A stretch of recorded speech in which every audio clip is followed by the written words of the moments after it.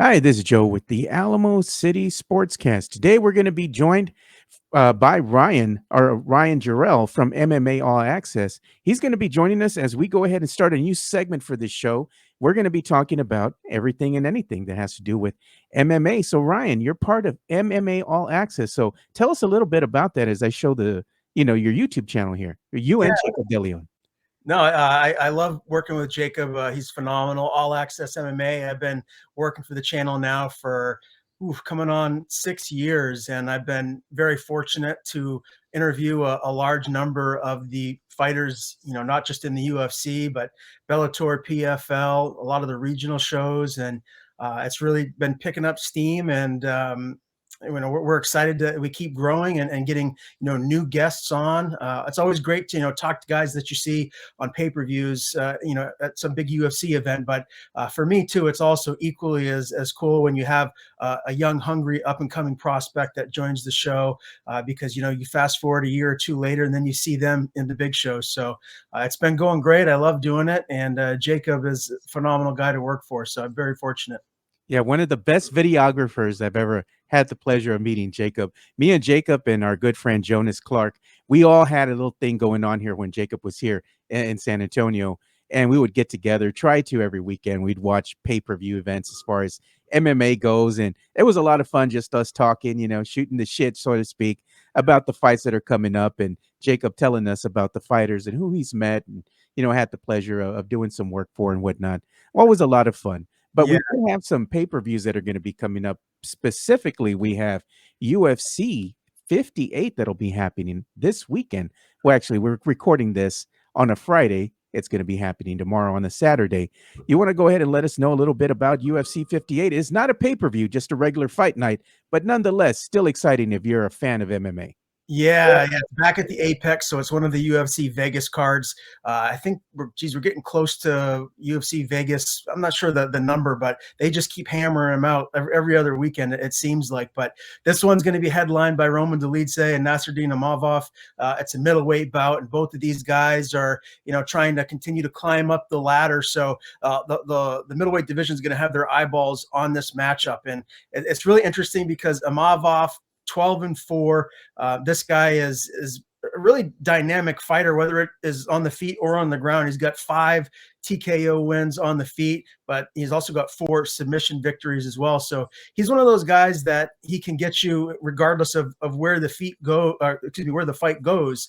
And Dolidze, I don't want to say he's more like one-dimensional, but for him, his best chance of winning is, I think, to keep this standing and make it a firefight. He's got a lot of power. He can be a little reckless at times because he goes for the finish. He's got 7 TKO victories, and this guy's been in there with some of the best in the division. He most recently lost to Marvin Vettori at UFC 286. So high level competition he's experienced, and he's got another tough one on his hands in Imavov. Yeah, the thing too with Imavov and Dolidze here is that they're both evenly matched when it comes to height. It's like one is 6'2", the other 6'3". They both weigh 185 pounds. The age difference, one is 35, the other's 28. Reach, 76 inches versus 75 inches. And the stance is interesting to me. Both are orthodox. Mm-hmm. So even matchup in my eyes, I don't know. I think I might give the edge to the savvy veteran in this fight, because veterans always sometimes find a way to win. But, there is something to be spoken about having youth on your side and being young. You can come out swinging, but if you come out swinging, you might punch yourself out in the first 2 rounds, That is true. Imavov, last time I checked, is the favorite. He's -170, Dolidze +140 or 150. But this is one of those fights too. Like if you're a betting guy, and it just seems like betting and combat sports is taken off. Everyone is getting in their parlays. This is one of those fights where it really could go either way. It's so close. I could see either guy winning this fight. So if you were going to bet, I wouldn't put a whole lot of money on it individually. It'd be one of those ones where you could, maybe throw the dog in a parlay and it could hit for you. Yeah, we're always betting over here on the show, man. Me and my boy Brandon Medina, we some big time bettors. We do a show called Fantasy Gods where we talk about anything and everything that has to do with fantasy football. And we made a little bit of coin last week, Right. and some of our bets. We had the Chiefs and we had the 49ers going to the Super Bowl. So I know I made some money. I don't know about Brandon. he's more conservative. I'm more the guy that likes to go out and have the run and gun style. I'm a gambler, man. So I either go big or go home, you Okay. know? I might have to hit you up before the Super Bowl next weekend because I'm definitely going to throw some money down for sure. Yeah, you stick with Joe, you go in at home in a Ferrari, man. You go with Brandon, you go home in a little Hyundai or something, man. I love it. So let's go ahead and talk about some of the undercards or the full card that we have here. You know, you have some fights that are going to be happening on UFC 58. You have Urbina and I don't know how you even say the guy's last name, Radakte, and you have Hirev and Muradov, and then you have Arujo and Silva. You also have Brown and Silhoff, and you also have Mo- Mokiano and Dauber. You know, those are the fights that are going to be happening along with the main event. You know, so anything here stand out at you that we should keep an eye on? Oh yeah, that co-main event I have circled. That is going to be a lot of fun. Drew Dober, Hanato Moicano. This is a lightweight bout, and it's going to be fireworks. Drew Dober, if you follow MMA and you watch the UFC, this guy, he looks like he could be maybe like a runway model or something with his chin and whatnot, but he is a dog, man. He is a dog. He goes in there and he throws down, and it doesn't matter who he's in there with. He's coming for blood. He's coming for a finish. And this is going to be a really interesting test with Moicano. I think Moicano, if this fight is going to go in his direction here, I think he needs to get it to the ground.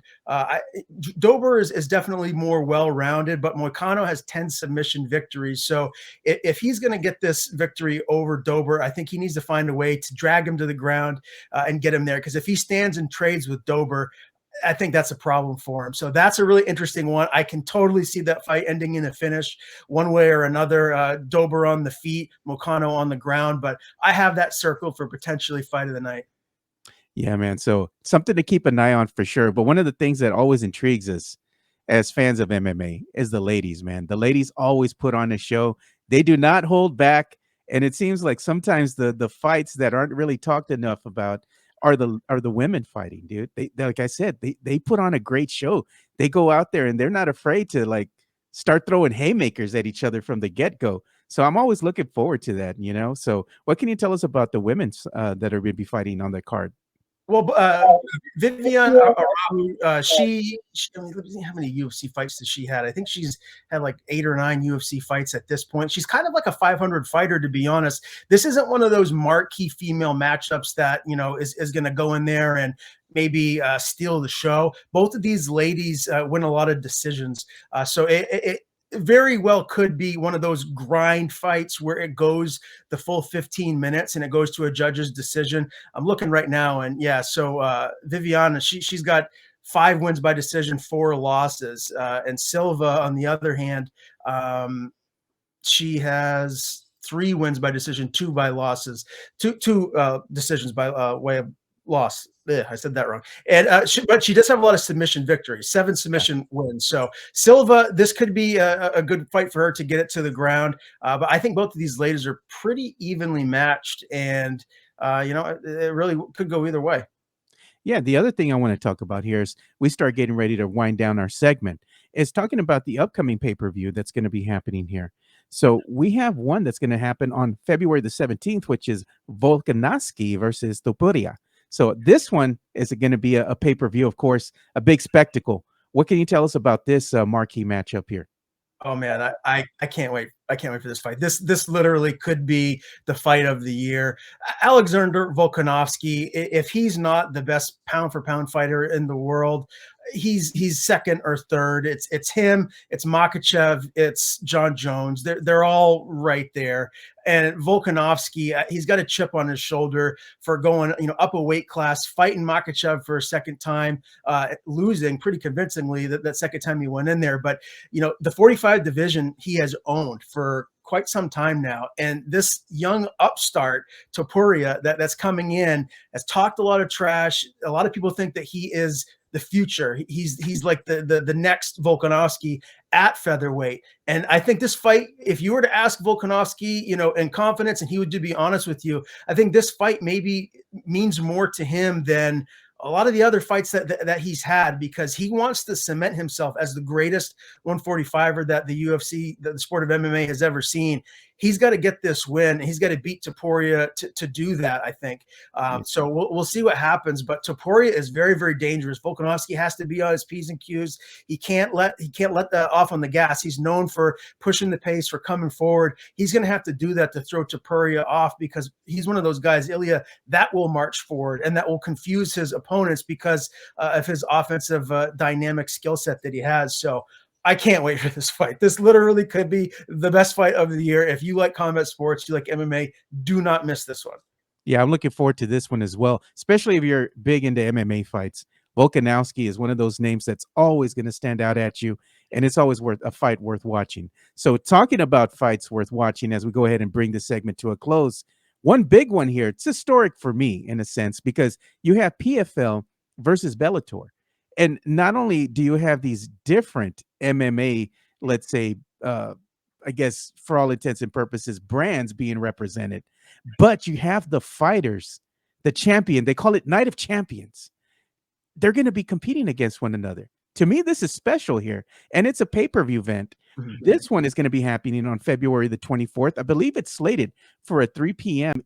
tip-off, and this is going to be over in Saudi Arabia. So, I'm not a fan of those fights really because it's during the day. I'm used to having the fights happen at night, drinking with your buddies. But nonetheless, this is going to be a historic night. What can you tell us about this PFL versus Bellator?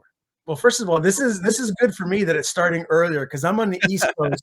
And I'm always, trying to stay awake to watch the end of these fights because they're ending at like midnight my time. So I'm very grateful that this is starting a little bit earlier, selfishly. But this is really, really awesome. I think what the PFL has done, acquiring Bellator, doing these super fights, this card here is awesome. It really is. Outside of the UFC, I mean, look, let's be honest. The UFC has completely dominated the MMA landscape for a long, long time. Bellator, PFL, they've always been a distant, second, third, however you want to look at it. And I think with this new merger, what they're doing, it really, potentially down the line, it could level the playing field, especially if they're throwing money at these fighters to pull them away from the UFC, get a deeper, more dynamic roster, which they're continuing to do. So, and this is a great start. This card is phenomenal. Ryan Bader right there, taking on Ferreira, kind of like the old versus the new, Ferreira a little bit younger fighter, and Bader, we've known him for a really long time, double champ in Bellator, a guy that very, very well-rounded, but his wrestling pedigree is how he, gets it done mostly. And this is a really dangerous fight. Johnny Eblen, the Bellator 185 champ, for my money on any given day, he could be the best middleweight on planet Earth. He's that good. His wrestling is second to none. So it's going to be a really good showcase for him to go up against Ipa Kasagane in the co-main event. Legend Patricio Pitbull is taking on Jesus Pineda. And you look down the card. This is like the fourth card from the fourth fight from the main event. Thiago Santos and Yoel Romero. I mean, holy smokes, that fight potentially, could steal the show. Those guys have more power than most anyone in the world, and they're going to be going in there looking to take each other's head off. So I really love what they're doing here. This is a fantastic card, and I think one of the things that is being overlooked a little bit because of how stacked this card is at the top is Muhammad Ali's grandson, Biagio Ali Walsh, is fighting on this card. He's making his pro debut, and let me tell you, Joe, this kid's the real deal. He's the truth. He's dynamic, and he's one of those exciting fighters that you can't help but love to watch compete, because you can tell he loves it. He goes in there, he looks for the finish every time. I'm excited to see what his pro career unfolds and what he does. Again, top to bottom, this card is awesome. Yeah, this is going to be one of these great stacked cards that you're not going to want to miss. I know I'm excited about watching that. The only caveat that I had is that it starts so early, but hey, it's not a bad thing. Maybe I could do some day drinking while I'm outside, cooking something on the pit, watching the fight with my friends. It's still going to be a good card to watch. So make sure you go and check that out. PFL versus Bellator champs. And they have this one named the Battle of the Champions. I like the way they have that. Seize the Throne coming 2/24, which is February the 24th. Make sure you check that out.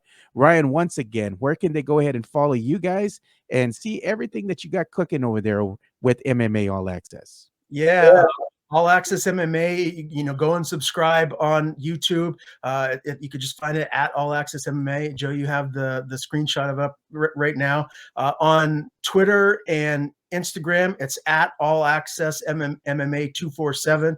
If you wanted to follow me, my handle is Son of Jarrell 20. Jarrell is Jarrell. I post, all my interviews on both my Instagram and Twitter accounts. So we're always putting out good content. I have a couple of interviews later this afternoon that I'll be putting out. So be on the lookout for that, and definitely go and subscribe. I appreciate you having me on.